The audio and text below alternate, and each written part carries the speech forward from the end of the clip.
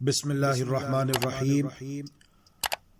استاد الاساتذہ شیخ المجودین والقراء محمد ادریس العاصم رحمہ اللہ رحمتا واسعہ، ان کے بیٹے کے تاثرات ان کی وفات پر کچھ اس طرح سے تھے۔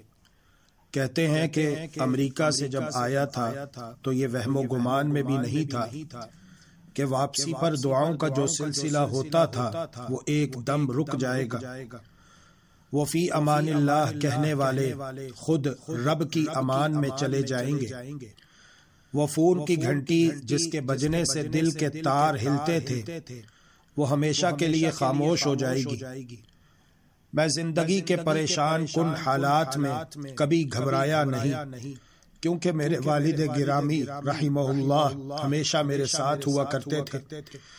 مگر آج وہ پہلا دن کہ جس میں گھر سے الوداع کرنے والے، ہزاروں دعاؤں کے ساتھ رخصت کرنے والے، پل پل رابطہ رکھنے والے، انتہائی شفقت و محبت سے سینے سے لگا کر رخصت کرنے والے اچانک سے بچھڑ گئے تو ان کے بغیر زندگی ادھوری سی رہ گئی۔